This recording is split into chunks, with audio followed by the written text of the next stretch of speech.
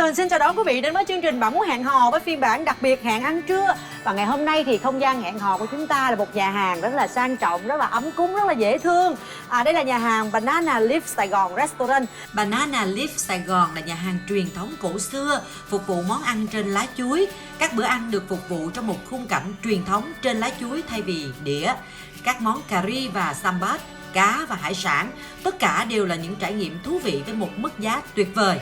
Về món ăn, để đảm bảo chất lượng, nhà hàng có nhiều đầu bếp Ấn Độ chuyên nấu các món ăn Ấn truyền thống, món ăn hàng ngày.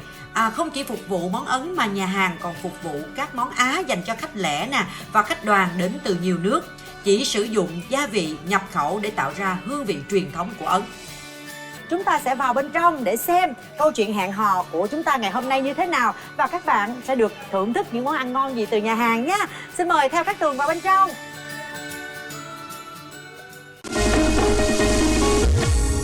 Thông cảm, chia sẻ, có trách nhiệm với gia đình thôi. Ngoại hình như thế nào? Mét 55 đổ lên, cũng dễ thương chứ.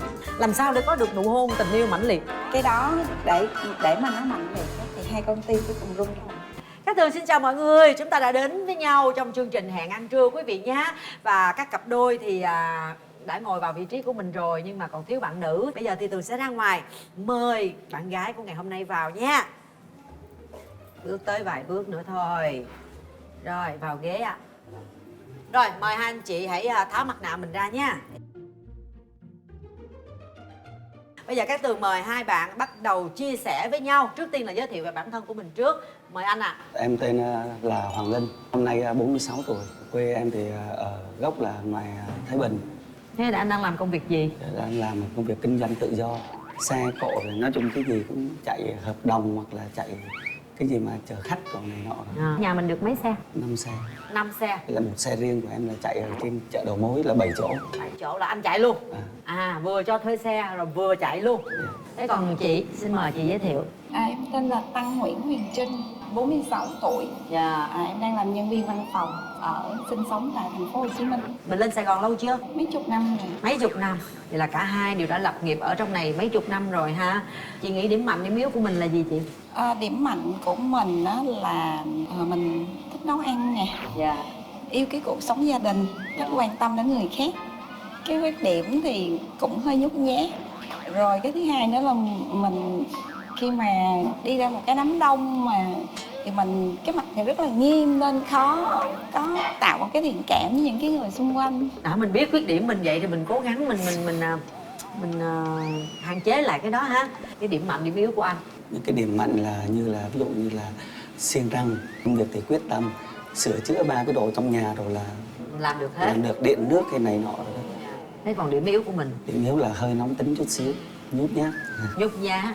Em thấy hơi nhút nhát đó. Cái tình duyên của anh là như thế nào ạ? Hồi xưa là nghe gia đình nói là tỵ xỉu dậu gì hạp nhau đó. Tam hạp. Dạ đó, thì rồi hoặc là bắt đầu nghe nói là tuổi tỵ, thì bắt đầu mới quen. Nhưng mà hóa ra là không phải tuổi tỵ mà tuổi khác. Thì được 2 năm sau thì cô ấy mang con về nhà. Thì sau đợi 1 năm đó, là 3 tuổi thì mới ra tòa. Thì là lúc đó là mình giành quyền nuôi con. Đó. Thì sau đó là tòa án thành phố là cho nuôi. Đó. Thế mình chia tay được bao lâu rồi chị? Chia tay được cũng gần 5 năm rồi. 5 năm rồi. Mình có gặp nhau không? Có hay gặp nhau không? Từ đó giờ cô ấy không có lên luôn. Không lên luôn? Dạ, 5 năm không thăm con luôn? Không thăm con. Có phải do anh hơi phong thủy hay là hơi mê tín dị đoan hay là co tuổi tác là cuối cùng mới là không hợp không? Không có, cái chuyện cũng bình thường thôi, cũng không có gì, nhưng mà không biết sao vì những cái chuyện rất đơn giản mà rồi cũng chia tay. Rồi bây giờ thì có tìm tuổi nữa không? Có họ tìm người hợp tuổi nữa không? Không. Bằng tuổi là có hợp với nhau không? Thì nếu bằng tuổi mà hợp thì được chứ đâu có sao. Thế anh nghĩ nguyên nhân tại sao mình chia tay? Nguyên nhân đó đến bây giờ cũng không biết một cái lý do gì đó mà chia tay. Sao không biết được? Mình đổ vỡ mình phải biết cái lý do, mình phải tìm hiểu để như mà sau này mình còn rút kinh nghiệm cho cái cuộc hôn nhân sau chứ. Cái lý do thì thấy rất đơn giản, ví dụ những chỉ có nói qua nói về thôi đó, chứ cũng không có gì là nặng. Bây giờ anh nóng tính quá. Không, cũng nói một vài câu rồi, ví dụ nóng xong rồi thôi. Bé trai hay bé gái? Bé gái. Bé gái. Coi như hiện giờ bé là đang sống với anh. Dạ đúng rồi. Thế cuộc sống mà gọi là nuôi con một mình thì đối với anh gặp những cái khó khăn gì? Thì cũng có khó khăn, nhưng bây giờ hiện tại vẫn nhờ bà nội. Thế còn chị thì cái tình duyên của chị là như thế nào? Mình có gia đình năm 2001, 2003 mình ly thân, 2006 thì ly hôn. Con mình là con trai hay con gái? Con trai 17 tuổi sống với mình. 17 tuổi rồi. Wow. Nguyên nhân tại sao mình gãy đổ? Cái nguyên nhân lớn nhất và chủ yếu đó là ngoại tình. Anh ấy ngoại tình. Đúng rồi. Ảnh không có cái trách nhiệm với gia đình về trong cái vấn đề tài chính. Dạ. Rất là ỷ lại vào bố mẹ. Rồi nó dẫn đến nhiều cái chuyện khác nữa. Rồi nó lại liên quan tới tệ nạn xã hội nữa. Lúc đó anh có dành nuôi con gì không? Không. Thế bây giờ anh đã có cái tình duyên mới chưa? Có vợ và có 2 con rồi. Như vậy là chia tay cũng cần 10 năm. 13 năm. Thế sao 13 năm qua chị vẫn chưa có bước thêm bước nữa? Tại vì mình thương con. Sao chị không tâm sự với con trai? Không, con trai thì rất ủng hộ. Bởi vì bây giờ nó lớn rồi, nó có một cái suy nghĩ riêng rồi. Dạ. Con đã lớn rồi thì Nó cũng khuyến khích mẹ tham gia chương trình. con trai lớn trưởng thành rồi chắc chắn là sẽ thương mẹ ha, sẽ lo cho mẹ. Quan trọng là mẹ tìm được người như thế nào. Khi mà nghe hoàn cảnh của chị cũng gãy đổ giống như mình thì anh có cảm xúc như thế nào? Con của bên mình thì nó còn nhỏ, 8 tuổi. 8 tuổi nhưng mà con bé gái thì nó cũng rất là nhiều cảm xúc. Có khi nào cha con nói chuyện với nhau về cái chuyện ba sẽ bước thêm bước nữa chưa? Thì cũng có nhiều khi bà nội hỏi thì thấy nó cũng đồng ý thôi. Đồng ý. Thì cũng là một cái dấu hiệu mừng. Thật sự á, khi chúng ta đã bị gãy đổ và có con riêng nữa đó thì mình nên chuẩn bị tâm lý cho con của mình trước, để khi mà vào một cái hôn nhân mới thì đứa bé nó không bị hụt hẫng. Tại bao giờ nó cũng sẽ có một cái cảm giác là mình bị chia sẻ cái tình cảm. Vậy thì hãy cho bé biết rằng là khi mà mình có thêm một người bạn đời thì bé sẽ được thêm một người yêu thương nữa, chứ không phải là bị mất mát một cái điều gì ha. Chúng ta không ai muốn hôn nhân của chúng ta gãy đổ hết. Thế anh mong muốn tìm một người bạn đời như thế nào?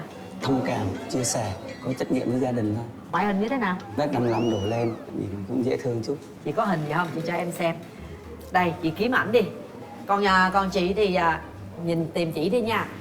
Chị mong muốn tìm một người bạn trai như thế nào hả chị? Sống có trách nhiệm với gia đình, không có gia trưởng, bớt nóng tính lại. Dạ. Nãy giờ nghe chia sẻ thì chị thấy anh này cũng rất là ok. Có điều là có hơi nóng tính thì mình phải là khắc phục cái điều đó ha. Sao anh tìm ra chưa anh? Tại sao anh chọn cô đó? Cô đó ở trên là cô nào? Ủa phải không? Anh nhìn kỹ lại coi. Trời ơi, chắc chọn lầm hai cái cô ở lần sau kìa. Cổ có dẫn bạn cổ đi kìa. Đâu? Cô nào? Cô đeo mắt kiến. Rồi dưới này là cô nào? Rồi anh gầm nó đi, chắc lát anh bị phạt rồi đó. Rồi chị đoán ra không chị? Dễ quá mà ha. Các anh này. Rồi tại ba anh kia già quá phải không? Có anh đó trẻ nhất phải không chị? Xin mời quý vị hãy xem phần nhìn hình đoán mặt. Hãy nhìn về phía cánh cửa trái tim này sẽ được mở ra và xem coi sự lựa chọn của mình đúng hay sai nha.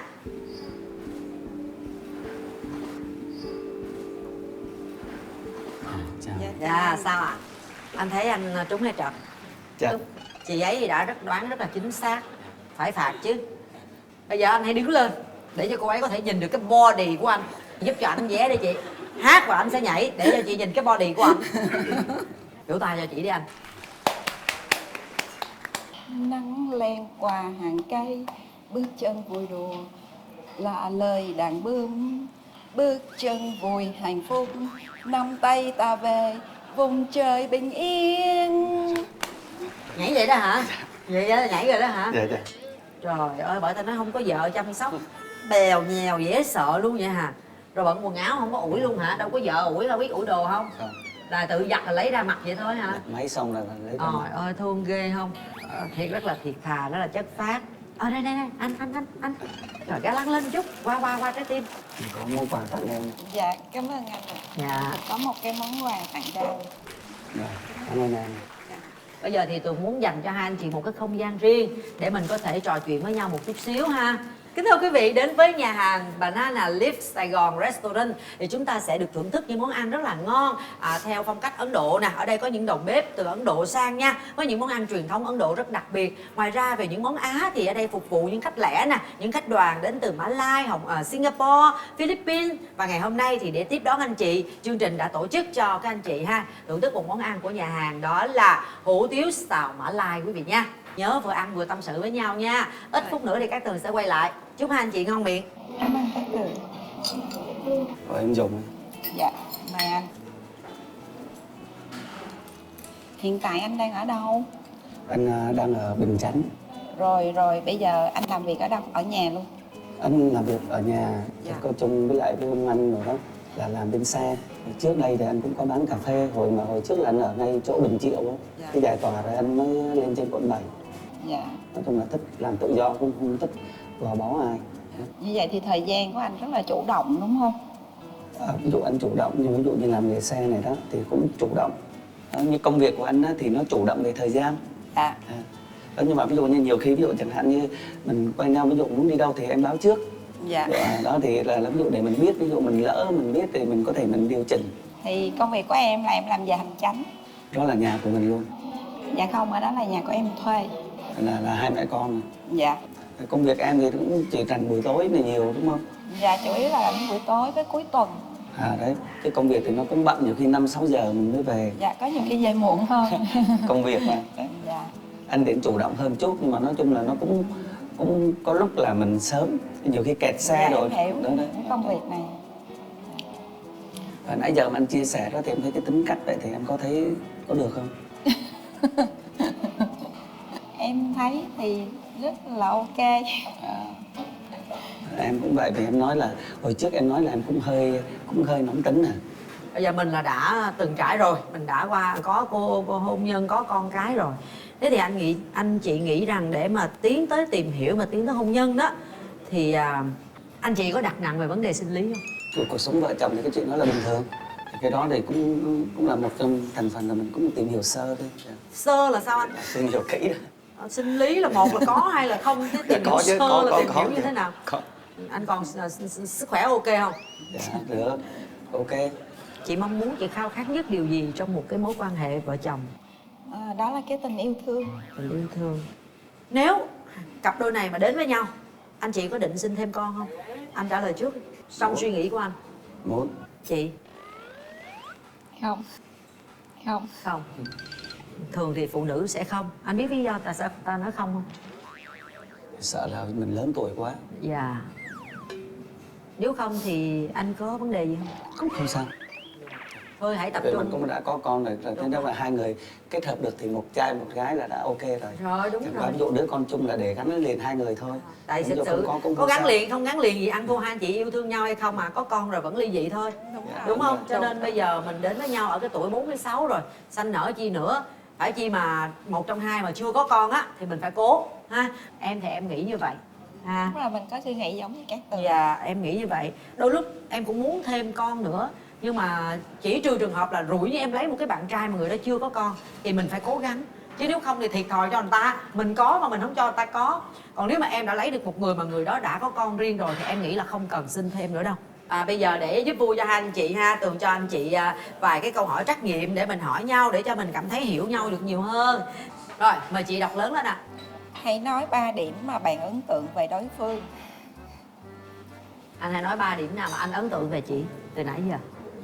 3 điểm mà ấn tượng về đối phương là thứ nhất là nhìn là ngoại hình là thấy ok. Ngoại hình. Dạ. Cái quan điểm mà về tình yêu là cũng giống. Cái thứ ba. Cái thứ ba là thấy cũng vui vẻ. Vui vẻ. Quan trọng là Chín chắn vui vẻ. cái quan điểm là cũng quan trọng ha. Còn cái nhìn cái ngoại hình mà anh thấy ok là cũng rất là tốt rồi. Đó là những dấu hiệu rất là khả quan. Phần còn lại là ở anh có chinh phục được cô ấy hay không nha. Rồi, theo bạn làm thế nào để có được nụ hôn tình yêu mãnh liệt? Thì hôn thôi. Thì hôn thôi, nhưng mà hôn là hôn bình thường, nó nhạt nhẽo lắm. Làm sao để có được nụ hôn tình yêu mãnh liệt? Cái đó để mà nó mạnh liệt á, thì hai con tim phải cùng rung động. Dạ. Và thật sự để mà hai con tim cùng rung động, nó nói nghe thì rất dễ, nhưng mà thật sự cũng rất khó. Em sẽ gửi gắm một cái lời gửi gắm của hai người bạn của chị ngồi ở ngoài kia: bằng mọi giá hãy bấm nút.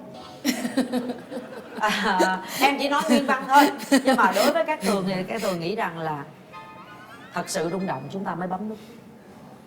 Em thấy chị là một người rất là nhạy cảm. Có thể là trong cuộc sống chị cũng đã trải qua nhiều cái chuyện nó không vui, cho nên là chị rất là dễ xúc động.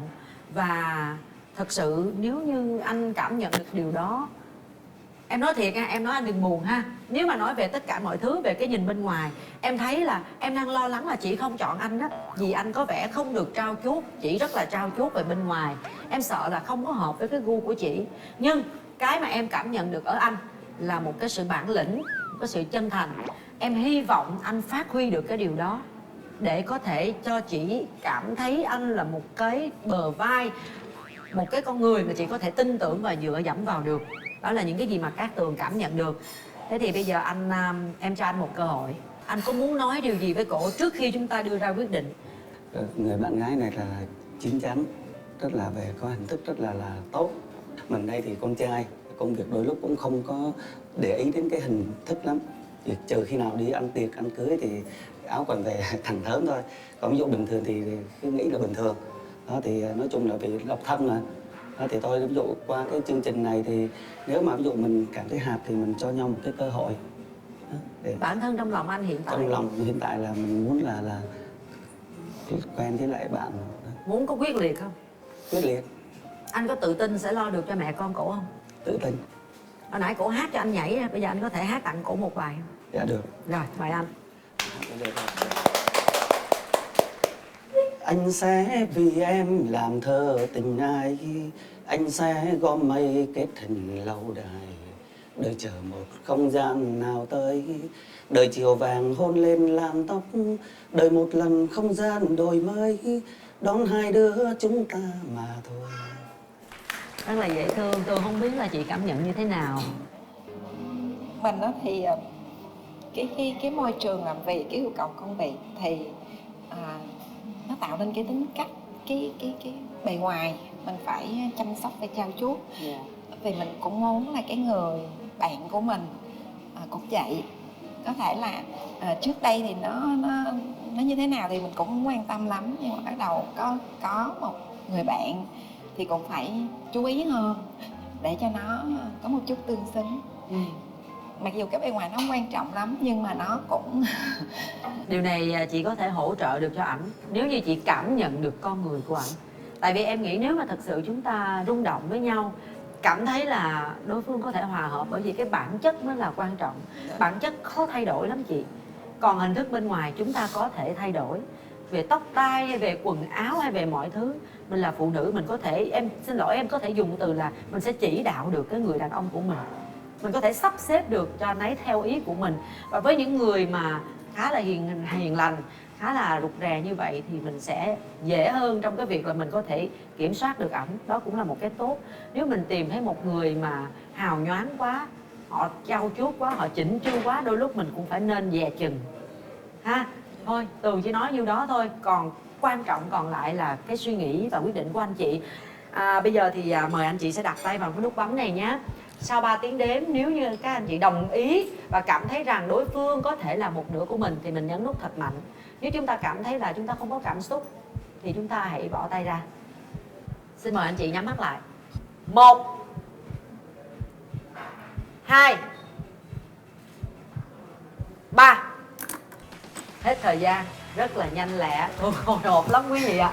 Rất hồi hộp. Tường có cảm nhận anh chị này phù hợp với nhau đến 80% á. Nhưng mà vẫn có một cái gì đó lo. Bởi vì những người gãy đổ rồi người ta sẽ rất là khó mở lòng ra. Nhưng mà rất may là hôm nay anh chị này đã cho nhau cái cơ hội. Anh chị thấy nãy giờ khi mà Tường đưa ra những nhận xét về anh chị á, có điều gì làm anh chị buồn không? Em hơi chê anh chị, anh có buồn em không? Bây giờ anh một mình thì phải không, em phải nói hết để cho, tại vì em luôn đứng về phụ nữ. Em nói hết để cho chị ấy có thể nhìn thấy. Mà khi em đã nói ra những cái điều chưa được của anh mà chị vẫn chọn anh, có nghĩa là chị thật sự mong muốn tìm một cái người để mà có thể cho chị một cái điểm tựa. Và em hy vọng rằng là anh sẽ làm được. Đừng có phụ lòng em nhé. Hồi nãy giờ em cũng đưa anh lên hơi cao về bản chất, cho nên em mong muốn là anh sẽ làm được cái điều đó. Đừng làm cho người phụ nữ bên cạnh mình phải đau khổ anh nha. Hai anh chị nắm tay nhau đi nè. Hãy tặng nhau một nụ hôn đầu tiên để kỷ niệm ngày hôm nay gặp Cát Tường và gặp chương trình.